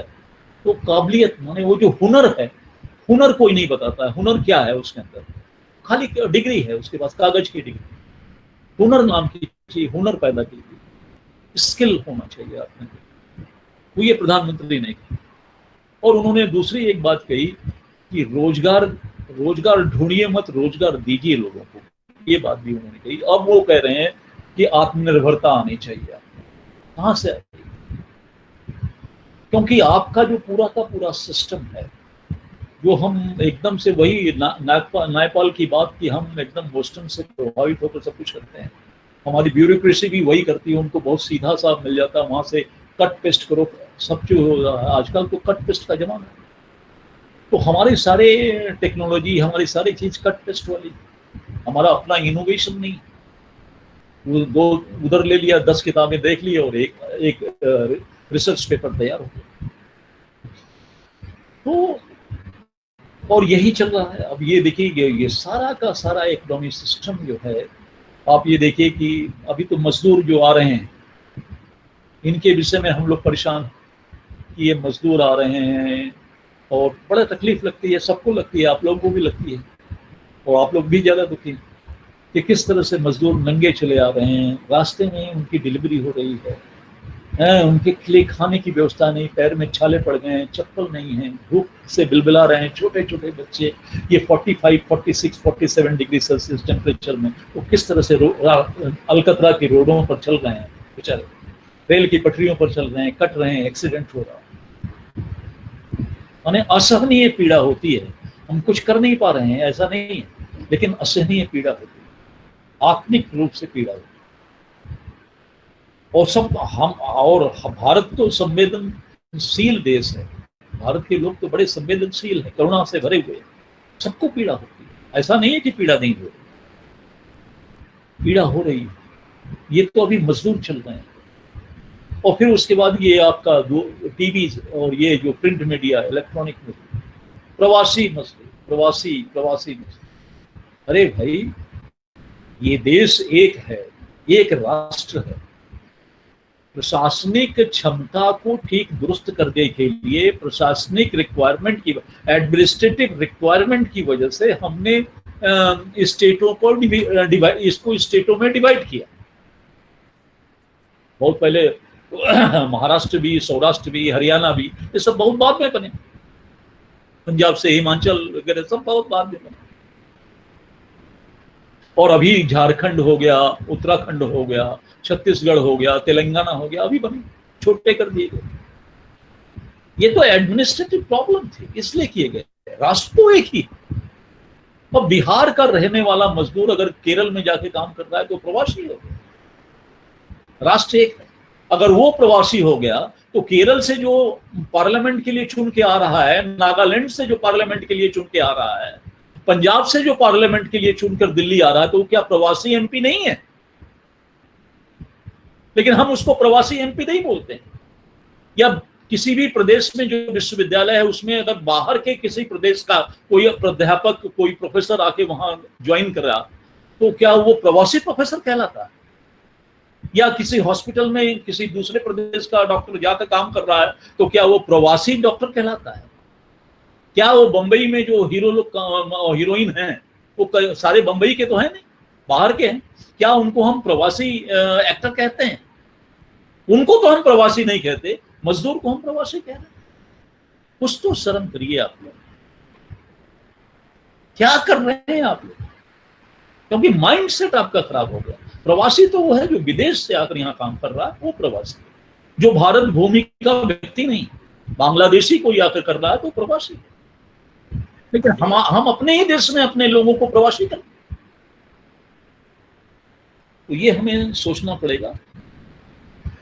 दूसरी बात यह है कि ये तो ठीक है, चलिए ये एक चल रहा है, ये व्यवस्थाएं नहीं हुई, सरकार की मशीनरी पूरी पंगु बैठी रह गई, और इसमें किसी प्रधानमंत्री या मंत्री या इसका दोष कम है। भाई जिम्मेदार तो हम लोग भी, लेकिन जो मशीनरी है, जो इसके लिए रिस्पॉन्सिबल है, उस पर कोई क्वेश्चन नहीं कर रहा कि डिजास्टर मैनेजमेंट क्या कर रहा है, इसमें मेडिकल स्टाफ क्या कर रहा है, या हेल्थ मिनिस्ट्री क्या कर रही है? मेडिकल स्टाफ क्यों नहीं एड कर रहा है उन मरीजों को, उन मजदूरों को जो आ रहे हैं बेचारे, वो रास्ते में पैदल चलते हुए आ रहे हैं, उनकी हेल्थ कंडीशन क्या है? कहीं कोई व्यवस्था है? किसी पॉइंट पर कोई व्यवस्था है? वहां कहीं कोई किसी पॉइंट पर व्यवस्था नहीं। डिजास्टर मैनेजमेंट के लोग कहाँ हैं? दिखाई दे रहे हैं। और पुलिस जो पैकेट बांटकर कोरोना वॉरियर्स कहला रही थी, वो उन पर लाठीचार्ज कर रही है। लॉ एंड ऑर्डर प्रॉब्लम है, ये मेडिकल प्रॉब्लम, ये लॉ एंड, ये क्या कहते हैं, ये एक डिजीज की वजह से प्रॉब्लम, एक महामारी की प्रॉब्लम है, रोजगार छूटने की प्रॉब्लम है, ना कि लॉ एंड ऑर्डर प्रॉब्लम है। आप उनको लाठी चला रहे हैं, उनके पास खाने के लिए नहीं, उनके पास पैसे नहीं है, और आप लाठी चार्ज कर रहे हैं। तो ये सारी चीज, इतनी संवेदनहीनता नहीं होनी चाहिए, उनको हमें देखना चाहिए। अब इसके आगे वाली बात के लिए जो मिडिल क्लास या अपर मिडिल क्लास की बात कर रहे हैं, वहां पर बहुत सारे लोग हैं पढ़ लिख कर, MBA कर वो कर दूसरी जगह नौकरी कर रहे हैं। वो जो नौकरी कर रहे हैं, अच्छी सैलरी मिल रही है उनको, और वो वहां पर अपने सेटल हो गए, न्यूक्लियस फैमिली बन गई है आजकल तो सब जगह। माँ बाप गाँव में है, घर में है, कुछ लोग तो अपने माँ बाप को लेकर रह भी रहे हैं। कुछ मजबूरियां भी होती है कि नहीं ले जा पाते। न्यूक्लियस फैमिली, वाइफ है, बच्चे हैं, 2 बच्चे 3 बच्चे, और वो रह रहे हैं। न्यूक्लियस फैमिली है, अच्छा मकान ले रखा, अच्छा फ्लैट ले रखा, और वो फ्लैट कुछ लोगों ने किराए पर ले रखा, लेविसली किराया दे रहे हैं, कुछ लोगों ने इंस्टॉलमेंट में खरीद लिया है, उसकी EMI जा रही है। गाड़ियां लोगों ने खरीदी, उसकी EMI जा रही है। उनके बच्चे जो है अच्छे अच्छे स्कूल में पढ़ रहे हैं, तो अच्छे स्कूल में पढ़ रहे हैं तो हैंडसम फीस ली जा रही। आज जो स्थिति है, क्वारंटाइन एक वर्ड चला है, वो वहां भी लागू होने वाला है मल्टीनेशनल्स में। ये डिसाइड हो गया। 25% स्टाफ रहेगा, क्योंकि डिस्टेंस मेंटेन करना। 3 आदमी को वहां, 1 आदमी को हेड को तो दे दीजिए, आप क्या फर्क पड़ता है? थोड़ा स्कैटर स्टाफ कम करिए, बचना है उनको। बहुत सारी जगह जो है इतना गिरावट आ गई है, इतने दिन लंबे लॉकडाउन में पूरा वर्ल्ड की इकोनॉमी तहस नहस हो गई है, उसमें सब मामला गड़बड़ा गया है। तो जब सब मामला देखिए, अब वो आरबीआई के गवर्नर ने भी कहा कि हमारा 0% रहेगा जीडीपी, ये सारी चीजें चल रही है, एक्सपेक्टेशन है। उसके बाद कुछ लोग और कह रहे हैं कि माइनस में चला जाएगा, ये सारी चीज चल रही है। तो इसमें 100% है कि उस लेवल में केवल मजदूर ही नहीं बेरोजगार हुए, वो लोग भी होंगे। अभी तो लॉकडाउन है, अभी तो पूरा ऑफिस नहीं खुला है, वहां पर भी छटनी होगी। और जब वो होगी तो मकान जिसका ईएमआई अभी तो डिवाइड किया है, माफ तो नहीं किया, वो तो एक्यूमुलेट हो रहा है, तो वो कहां से वो रीपे करेंगे, वो गाड़ी का कहां से देंगे, तो वो बैंक उसको लेना पड़ेगा, बैंक को उसको तो अपना पूरा करना है। उसके बाद बच्चे क्या करेंगे, वो स्कूल कैसे जाएंगे, वो कैसे कंटिन्यू करेंगे अगर पैसा नहीं रहेगा। क्योंकि जो भी बचत तो है नहीं, जितना कमाते थे, डेबिट कार्ड क्रेडिट कार्ड सब आजकल चलता है, सब फैब्रिकेटेड इकोनॉमी।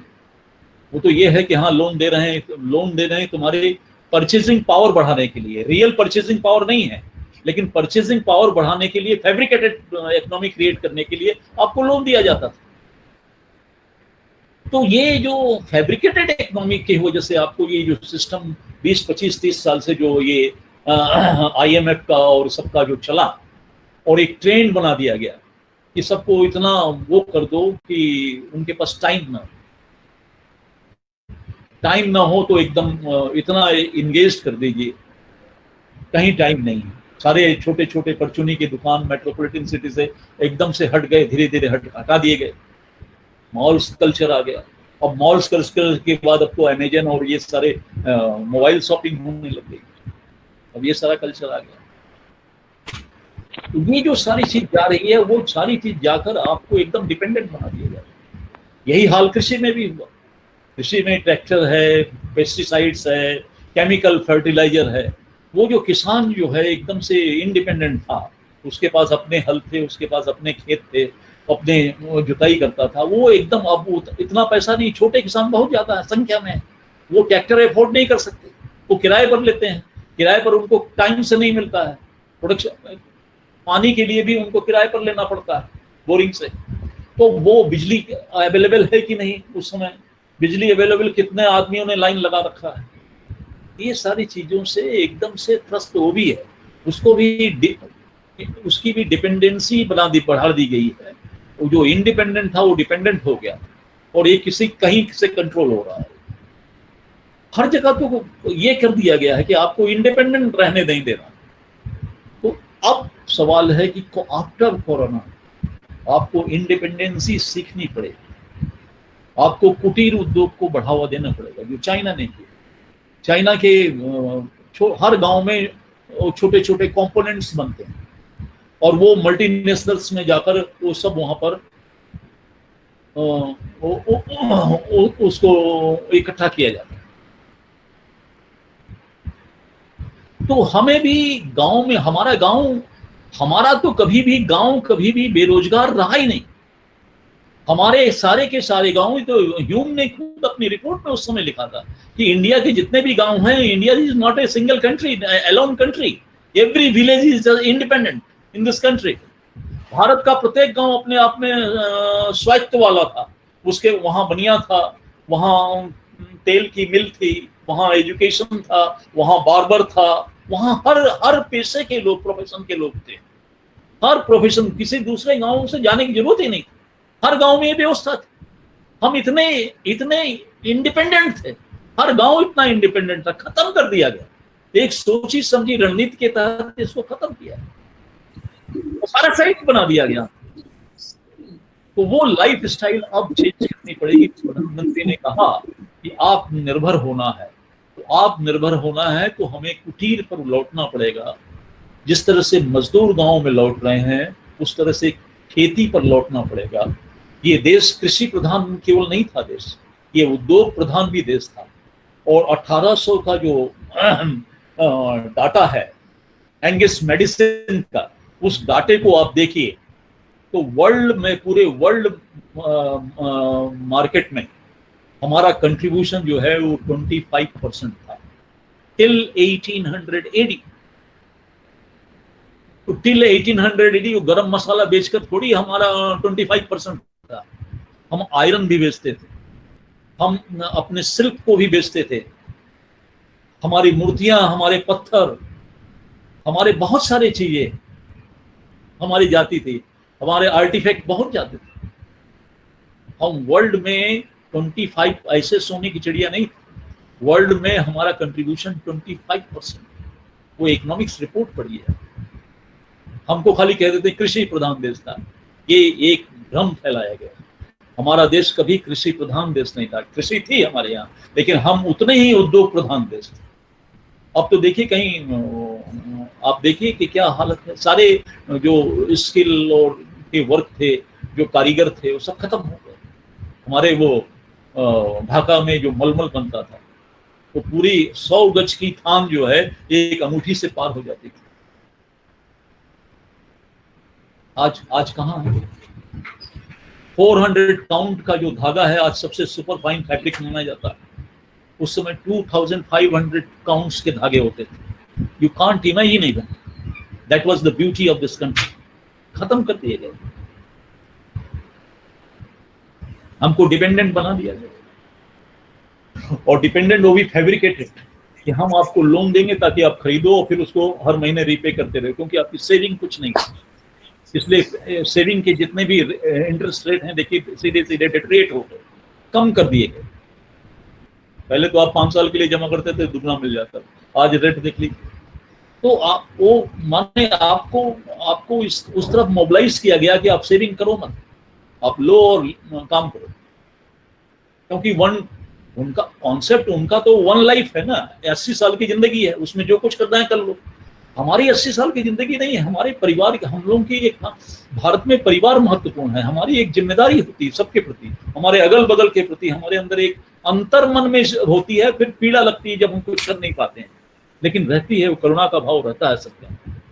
तो हमें ये सारी चीजें हमें देखनी पड़ेगी, और इसके लिए हमें आत्मनिर्भर जो बनना है, जो प्रधानमंत्री ने कहा, उसकी बहुत बड़ी मीनिंग, पता नहीं वो कितना मीनिंग समझे हैं मैं नहीं जानता, लेकिन उसका बहुत बड़ा मीनिंग है कि हमें आत्मनिर्भर होना पड़ेगा। और आत्मनिर्भर होने का मतलब यह है कि भारत के, भाई हेलो क्या है ये, हमारे भारत के हर लोग, हर व्यक्ति जो है वो एम्प्लॉय हो, हर व्यक्ति के पास कोई ना कोई रोजगार हो, वो अपने पैरों पर खड़ा रहे, वो दूसरे का मोहताज न बने, वो हमें करना पड़ेगा। इतनी नौकरियां तो हैं, तो इसके लिए हमें बहुत लंबी, सरकार को भी बड़ी मदद करने की जरूरत है, सरकार को उधर ध्यान देने की जरूरत है। सरकार उधर ध्यान नहीं दे रही है, वर्ल्ड मार्केट की ध्यान दे रही है कि हम ट्रेडिंग करें, जो प्रधानमंत्री ने बोला, बाहर भेजें, लोकल को ग्लोबल बनाना है, वोकल करके ग्लोबल बनाना है। अरे पहले तो लोकल को, charity always begin from home, हर चीज घर से शुरू होती है। पहले हम घर में लोगों को खड़ा तो कर दें, जब लोग खड़े हो जाएंगे तो अपने आप दौड़ेंगे और अपने आप विकास हो। हम लोगों को खड़ा नहीं किया और ग्लोबल की बात करते हैं, तो हम लोगों को खड़ा करते हैं, आत्मनिर्भर बनाते हैं, हर व्यक्ति अपने पैर पर खड़ा हो जाए। हमने तो बैसाखी पकड़ा दी, किसी को किसी चीज की बैसाखी, किसी को किसी चीज की बैसाखी। वो कौन सा वो उसका मोहम्मद क्या सामी है, क्या है उसका जो गाना है, लिफ्ट करा दे, वो लिफ्ट करा दे। तो हमको तो हर जगह लिफ्ट कराने के लिए चाहिए, हर जगह, हाँ, कोई भी लिफ्ट करा दे हमें। राशन कार्ड बनाना है, वहां भी सिफारिश हम लेके चले जाते हैं किसी की। हमें कुछ भी बीपीएल कार्ड बनाना है, वहां भी सिफारिश। इवन रेलवे रिजर्वेशन कराना है, सीट लेनी है, तो वहां भी एमपी से, एमएलए से सिफारिश। हर जगह तो सिफारिश ही जमाना है। इवन एग्जामिनेशन में पास होना है तो वहां प्रोफेसर को मिल लेते हैं, इससे मिल लेते हैं, ग्रेस मार्क मिल जाए भाई किसी तरह से। तो हर आदमी तो कृपा पात्र से जीने के लिए सोच रहा है, कटोरा लेके खड़ा है कि हमें क्या मिले। We are just like a beggars, हमें ये मिले। छोटा बिजनेसमैन चाहता है कि उसको कोई बड़ा प्रोजेक्ट मिल जाए, उसके लिए गिड़गिड़ा रहा है। जो असिस्टेंट प्रोफेसर है वो एसोसिएट प्रोफेसर या एसोसिएट प्रोफेसर है, प्रोफेसर बनने के आगे खड़ा है। तो ये सारी चीजें हैं, तो हमें ये सारी चीजें सोचना पड़ेगा, इसको गंभीरता से सोचना पड़ेगा कि हमें आफ्टर कोरोना ये जो आया है, ये जो महामारी आई है, और इस महामारी का जो सिम्टम है कि मैन टू मैन ये फैलता है, इसमें हमने और अभी तक कोई दवाई नहीं, कोई मेडिसिन नहीं, तो हमें किस तरह से अपने को बचाना है। और केवल बचाने से ही काम नहीं चलेगा, कुछ तो भाई वो प्रधानमंत्री ने जो कहा ना कि जान भी और जहान भी, तो जान तो चलिए, जान तो बचाना है, लेकिन फिर उसके साथ और भी व्यवस्था करनी है। पता चला कि जान बचाने के चक्कर में हम इस तरह से गिर गए कि फिर हमको कहीं ना कहीं सुसाइड करना पड़ रहा है, कहीं वो करना पड़ रहा है, तो उसको भी बचाने की जरूरत है। और उसको जब बचाने की जरूरत है, मल्टीनेशनल्स कितने भी आ जाएंगे, अभी आ रहा है कि चाइना से बहुत आ रहे हैं, कितना रोजगार दे देंगे। मल्टीनेशनल तो बहुत कम रोजगार देते हैं, आज तक का रिकॉर्ड है, उतना रोजगार दे ही नहीं सकते, क्योंकि उनको तो कम लागत में ज्यादा कमाना है। तो इसलिए वो यहाँ पर कमाने के लिए आएंगे, वो यहाँ के वेलफेयर के लिए नहीं आ रहे। तो मेरे कहने का तात्पर्य ये है कि हमें स्वतः खड़ा होना पड़ेगा, हमें छोटे मोटे रोजगार पर ध्यान देना पड़ेगा, कुटीर कॉटेज इंडस्ट्री को बढ़ावा देना पड़ेगा, लघु उद्योगों को बढ़ावा देना पड़ेगा। हम मीडियम और हेवी इंडस्ट्री की तरफ बहुत लिमिटेड हो, उसके लिए बहुत सारे कॉर्पोरेट सेक्टर हैं जो कर लेंगे। हमको जो मैक्सिमम इनपुट देना पड़ेगा वो वहाँ देना पड़ेगा, एग्रीकल्चर सेक्टर में देना पड़ेगा। जो एग्रीकल्चर सेक्टर एकदम से उदासीन है, उस एग्रीकल्चर सेक्टर को फिर से डेवलप करना पड़ेगा ताकि हमारा प्रोडक्शन ठीक हो, क्योंकि जमीन नहीं बढ़ेगी, पॉपुलेशन बढ़ रही है, फीडिंग की व्यवस्था होनी चाहिए। तो वो सारी व्यवस्था हमें करनी पड़ेगी और हमें एकदम से सचेत रहना पड़ेगा।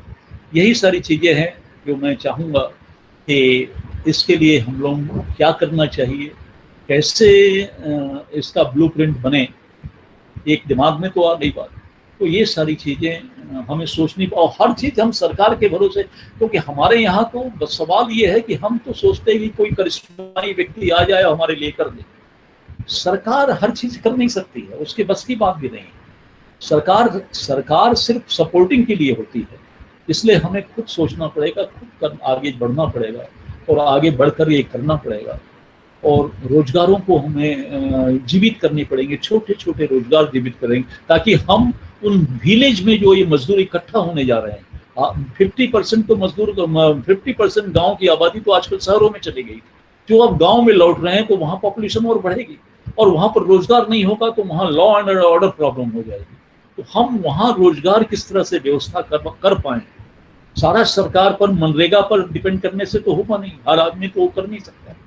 तो इसलिए हमें उस तरह के रोजगार के सृजन करने पड़ेंगे, युवाओं को प्रोत्साहित करना पड़ेगा। आप लोग जो यूनिवर्सिटी में, कॉलेजेस में हैं, जहाँ जहाँ जिस पोजीशन में हैं, उस पोजीशन से आपको ये पढ़ाना बंद कर दीजिए। पढ़ाने की कोई, आप पढ़ा रहे हैं, डिस्टेंस लर्निंग करा रहे हैं, डिस्टेंस लर्निंग में क्या हो रहा है, छोटे छोटे बच्चे जो है वो भी उसके आदी बनने जा रहे हैं, और इससे जो ब्लू वेव्स निकल रही है वो कितना आई साइट पर इफेक्ट करती है वो तो आप लोग सभी जानते हैं। तो ये सारी चीजें हैं, उसके IQ लेवल को डिट्रिएट करता है। तो हम छोटे छोटे बच्चों के साथ अब 3 घंटा 4 घंटा छोड़िए, कुछ दिन तो छोड़िए, आप पढ़ाना छोड़िए, सिखाना शुरू करिए, और सीखने से बहुत कुछ होगा। पढ़ते पढ़ते तो 70 साल 72 साल हो गए, हम लोग तो पढ़ते पढ़ते तोता बन गए। तो पढ़ना छोड़कर कुछ सीखना शुरू करें, कुछ करें, और कुछ इस राष्ट्र को, ये हम अगर हर व्यक्ति को खड़ा कर देंगे तो राष्ट्र अपने आप खड़ा हो जाएगा।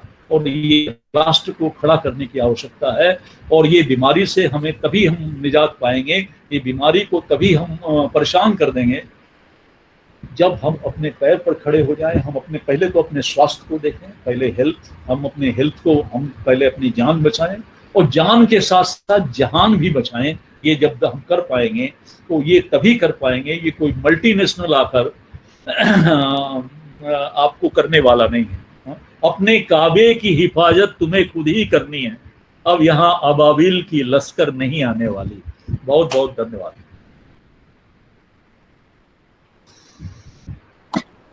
बहुत बहुत धन्यवाद, बहुत बहुत धन्यवाद सर। आपने बड़ा अच्छा व्याख्यान दिया और पुरातन संस्कृति से लेकर के और आज की जो सभ्यता है उसको हमने जाना और देखा। और मैं उम्मीद करती हूँ कि जितने भी श्रोता यहाँ पे उपस्थित थे और जिन्होंने सुना वो जरूर इससे प्रभावित हुए होंगे। अभी हमारे साथ में राय सर मौजूद हैं। मैं राय सर से रिक्वेस्ट करती हूँ कि 2 शब्द कहें। राय सर, राय साहब हैं कि नहीं? हैं सर, राय सर हैं।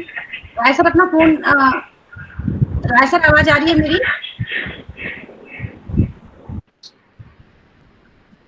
राय सर, अरे समीर से पूछ लीजिए तब तक, समीर मिश्रा, ये इलाहाबाद यूनिवर्सिटी का है। समीर मिश्रा जी, आप कुछ कहना चाहते हैं? पहले अपने को अनम्यूट कीजिए। समीर मिश्रा जी, पहले आप अपने को अनम्यूट कीजिए।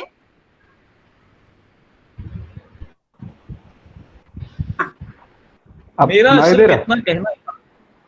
सिर्फ इतना कहना था, सुन लीजिए, मेरा सिर्फ इतना कहना था कि कोई ये व्याख्यान नहीं, ये मैंने आपसे दिल से दिल की बात की और मैंने आपके प्रश्न छोड़ दिया है, मैं कोई व्याख्यान नहीं किया है। मैंने ये सोचा कि इस तरफ आप लोग सोचना भी शुरू कीजिए, इस पर, सिर्फ इसलिए। ये कोई एंड नहीं है और कोई मेरे वो वर्ड्स कोई फाइनल नहीं। मैंने सारे प्रॉब्लम्स भी रखे, सोल्यूशन भी आपके सामने रखे जो मेरे दिमाग में आए। और इसको लेकर आप लोग युवा हैं, आप देश के भविष्य हैं, आप लोग इसको लेकर इसका क्या ब्लूप्रिंट होगा, क्या डिजाइन होगा और किस तरह से इस राष्ट्र को आगे ले जाएंगे, वो आपके सामने रखा है मैंने कि आप इसको आप आर्किटेक्चर हैं और आप आर्किटेक्ट भी हैं। ये मत कहिए कि मैंने ये कोई व्याख्यान नहीं, ये दिल की बात आपके दिल तक पहुंच गई, यही मेरे लिए बहुत काफी है। हाँ बोलो भाई समीर। सबसे बड़ी बात तो ये कहा बाबूजी ने आपकी, पढ़ना, हम लोग पढ़ना पढ़ाना बंद करें और सीखना शुरू करें।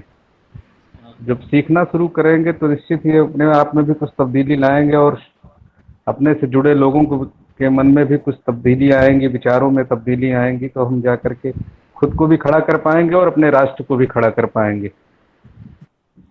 और हेल्थ इशू को लेकर के जो आपने इम्यूनिटी की बात कही वो बहुत अच्छी लगी, आपकी बातें, अच्छी बात कही आपने। जी जी। अभी एक मैं कहानी के माध्यम से और अपने सलूजा सर को मैं आमंत्रित करूंगी इस कहानी के बाद, ताकि वो 2 शब्द कह करके अब इस वेबिनार को खत्म करें। कहानी इस प्रकार है कि और कुछ पूछना चाहता है तो पूछ ले। हाँ, कोई और है आप में से अगर कोई क्वेश्चन करना चाहता है तो? राय सर हमारे बीच से डिस्कनेक्ट हो गए हैं शायद। हाँ, आद्या आपका कोई क्वेश्चन है? राय सर हमारे बीच से डिस्कनेक्ट हो गए हैं।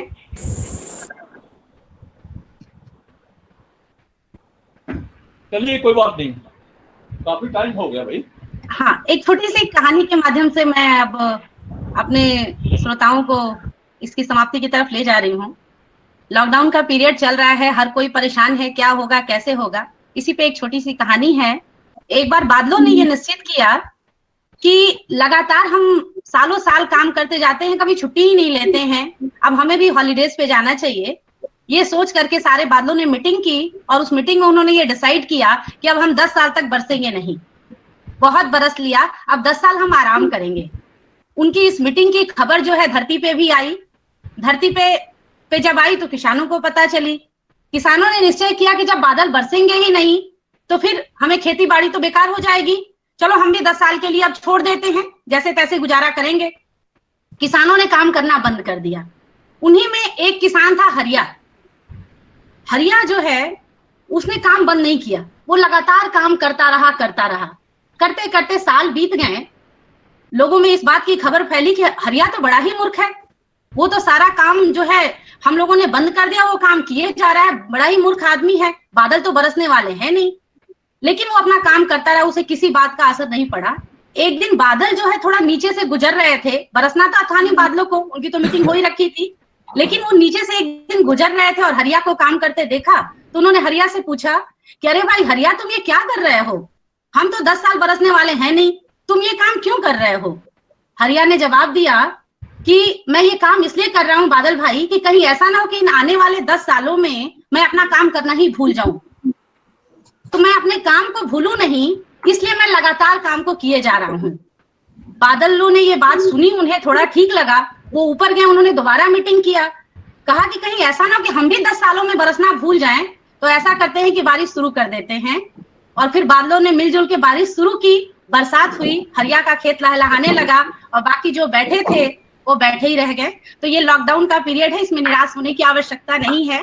आवश्यकता इस बात की है कि हम अपनी ऊर्जा को अपने रचनात्मक कार्यों में लगाएं। जैसा कि सर ने हमें बताया कि रचनात्मकता का समय है, कुटीर उद्योगों की तरफ जाने का समय है। तो अभी चूंकि हम शिक्षक समुदाय के लोग हैं, हम कुटीर उद्योगों की तरफ तो नहीं जा सकते हैं, लेकिन हमारा कार्य है कि हम थोड़ा और किताबों को पढ़ें और लोगों को सामने ऐसे विचारवान, कहा गया है कि जब विचारवान लोग मिलते हैं तो बहुत सारी अच्छी विचारधाराओं का जन्म होता है। और कहा भी गया है कि वो लोग भाग्यशाली होते हैं जो महान लोगों के विचारों के संपर्क में आते हैं। हम सब बहुत ज्यादा भाग्यशाली हैं, एक ऐसे विचारवान व्यक्ति को सुनने का मौका हम सभी को मिला। सर का बहुत बहुत धन्यवाद है कि सर ने अपनी इस विचारशाला से अपने विचारों को रखा। जी सर, मेरा ये कहना है कि जो फैब्रिकेटेड इकोनॉमी है जिसकी मैंने बात की कि आपको फॉल्स परचेजिंग पावर देकर जो आपसे कराया जा रहा है, इसको समझने की जरूरत है आज के लोगों को। बिल्कुल बिल्कुल सही बात कही सर ने कि अब आवश्यकता ये है कि हम अपने आप को पहचाने, स्वयं को जाने, और जो हमारी खुद की हम रियलिस्टिक लाइफ को जिए, और जो हमारी खुद की रचनात्मकता है उस रचनात्मकता को पहचाने। हो क्या रहा है कि हम खुद को ही भूल गए हैं। अब ये आवश्यकता इस बात की है कि इस लॉकडाउन पीरियड में हम स्वयं को जान लें। स्वयं को जानना सबसे बड़ी इंपॉर्टेंट चीज है कि जब भी हम बात करते हैं, हम दूसरों को बारे में बात करते हैं, दूसरों को समझाने की बात करते हैं, लेकिन हम भूल जाते हैं कि हम हैं कौन, हमारी क्वालिटीज क्या क्या हैं और हम क्या क्या कर सकते हैं। और इस लॉकडाउन में अभी आप देख रहे हैं कि काफी लोग निराशा का शिकार हो गए हैं। अभी लोगों की राय आ रही है, मीडिया बता रहा है कि लोग डिप्रेशन में जा रहे हैं, डिप्रेस हो रहे हैं। मुझे लगता है शिक्षक समुदाय तो कभी डिप्रेस हो नहीं सकता है, क्योंकि वो आत्मचिंतन करता रहता है। और ये पूरा शिक्षक समुदाय जो आज जुड़ा है वो इस आत्मचिंतन को आगे बढ़ाए और लोगों को इससे निकाले। अब हमारे साथ में राकेश सलूजा सर हैं जो हमारे कॉलेज के सेक्रेटरी हैं, greater Noida college of education के। मैं उनसे रिक्वेस्ट करती हूँ नमस्कार सर। कि सर 2 शब्द कहें। नमस्कार पंडित सर, कैसे हैं? ठीक है।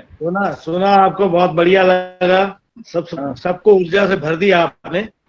और मेरे कहने का तात्पर्य यह है कि एयर कंडीशन रूम में बैठकर पॉलिसी नहीं बनती है। पॉलिसी तो तब बनेगी जब आप ग्राउंड रियलिटीज को समझेंगे। सर, तो ग्राउंड रियलिटीज को जब तक नहीं समझेंगे पॉलिसी नहीं बन सकती। बिल्कुल ठीक कहा आपने, इसमें कोई शक ही नहीं है कि आपके तजुर्बे का तो फायदा लेना चाहिए सरकारों को, तभी कुछ धरातल पे बदलाव नजर आएंगे। सर हम सब भाग्यशाली हैं कि सर की विचारधारा हमेशा मिलती रहती है, सर बोलते रहते हैं। सानिध्य हमेशा हमारे सिर पे रहता है, हाथ रहता है, पूरा सहयोग रहता है।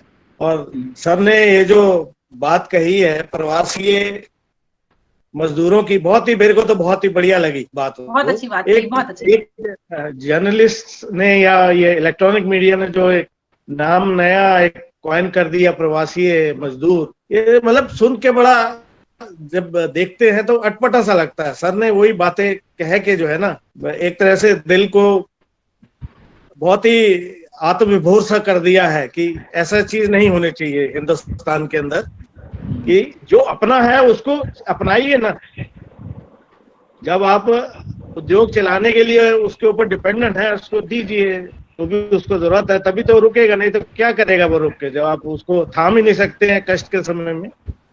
तो बहुत ही बढ़िया बात कही। ये कहीं पहुंचे हमारे जो नीतिकार लोग हैं या पॉलिटिशियंस हैं, जो those who can make the changes in the society, तो बहुत ही बढ़िया रहेगा। सर मैं एक रिक्वेस्ट करूंगा, ये बोलना छोड़ दीजिए। आज तक तो कोई चेंज वहां से नहीं हुआ है, अब तो आपको खुद ही करना है। यही तो मैंने कहा है कि अब अपने काबे की हिफाजत तुम्हें खुद ही करनी है, अबाबिल की लश्कर नहीं। सर वो बात बिल्कुल ठीक है, लेकिन हम लोगों का मतलब एक लिमिटेड सा हम लोगों का वो है ना। आप तो इतने भाग्यशाली हैं कि आपके पास इतने टीचर्स हैं। और आप जानते हैं चाणक्य ने एक बहुत बड़ी बात कही है कि शिक्षक जो है साधारण नहीं होता है, उसके एक हाथ में निर्माण होता है और दूसरे हाथ में विध्वंस होता है। अगर वो ठीक ढंग से समाज को डायरेक्शन नहीं देगा तो विध्वंस करेगा, और ठीक ढंग से समाज को डायरेक्शन देगा तो राष्ट्र का निर्माण कर देगा, विश्व का निर्माण करेगा। तो आपके पास तो इतनी बड़ी ताकत है। पहले तो टीचर्स को तो है, वो राष्ट्र ही संभालता था, उनको ये दाल रोटी के लिए नहीं जूझना पड़ता था, आज तो जूझना पड़ता है। तो स्वयं अब जाग कर हमने जगाना देश है अपना, तो स्वयं जागने की आवश्यकता है, जाग करके हमें देश को जगाना है। तो आज सर आपने तो बढ़िया, बहुत बढ़िया इनिशिएटिव लिया, जो आपने कहानी सुनाई। हमारे तो इसके सेमिनार की हरिया आप ही हैं। नहीं सर, हरिया नहीं हूँ सर। मैं चाहती हूँ कि प्रियंका मैडम वीडियो में आए। हमारी जो आज की संचालिका, जो मेन संचालिका हैं प्रियंका जायसवाल, मैं चाहती हूँ अपना वीडियो ऑन करें और वो लोगों को दिखाई दें। प्रियंका जायसवाल मुझे सुन पा रही हैं? अभी ऑन करके देखें ना। इतना बड़ा प्रवासी मजदूर वाली बात दिल को छू गई बाबूजी। प्रवासी मजदूर वाली बात बिल्कुल बिल्कुल। तो सर, आज की जो हमारी मेन आयोजन करता है वो प्रियंका जायसवाल जी हैं। सभी का बराबर का सहयोग रहा, सबने खूब मेहनत की, लेकिन प्रियंका जायसवाल जी का मेहनत बहुत रहा। संध्या मिश्रा और सब पार्टिसिपेंट्स का धन्यवाद। तो आपका मैं चाह रही थी कि आपकी डायरेक्शन, आपके गाइडेंस में ही सब। मैं तो बस, मेरे तो पिताजी सामने बैठे, मैं इन्हीं के डायरेक्शन में काम करती हूँ। हमारे पुराने धर्मेंद्र जी, जैसा पुत्री को सिखाते हैं वैसा पुत्री करती है। नहीं मैम, मेरे को तो बहुत ही I have enjoyed it a lot. Thank you so much. सीखने को तो बहुत कुछ मिला है। थैंक यू सो मच हर किसी से। 1.5 घंटे से ज्यादा बीत गया लेकिन महसूस नहीं हुआ। हाँ, महसूस नहीं। बिल्कुल, मुझे भी लग रहा है अभी शुरुआत हो रही है और कुछ सुनना है। लगा कि अभी कुछ होने वाला हो तो सर। बिल्कुल। राय सर पता नहीं कैसे लेफ्ट हो गए, दोबारा लग रहा है जुड़ नहीं पा रहे हो। नहीं, चलिए, सबको पूनम, आपकी वजह से सबसे मैं जुड़ पाया काफी दिन के बाद, और सबसे बात हुई, सबको अच्छा लगा कि नहीं, वो तो अलग बात है। मेरा तो सिर्फ ये करना है कि ये अवेयरनेस आए लोगों के अंदर, एक नई सोच आए, और उसके साथ हम लोग आगे बढ़े। और पूनम, जहाँ तक तुम्हारा सवाल हो, बिटिया हो तुम, तो बिटिया तो जोड़ती है ना। हाँ, बिटिया से एक्सपेक्टेशन रहता है कि बिटियाएं हमेशा जोड़ती हैं। और चाणक्य की बात करूंगा। चाणक्य ने कहा है कि बेटी जो है वो दोनों कुल को ही सम्मानित करती है, पिता के भी कुल को। और मेरे मन में यही बात थी, आपने पकड़ ली। सर, ये ईश्वर का भी आशीर्वाद है कि पिता का हाथ जो है बिटिया पे ज्यादा होता है। बेटे चाहे कितने ही लायक हो, कितना करें, लेकिन आशीर्वाद बिटिया पे ही होता है। तो ये मेरा सौभाग्य है।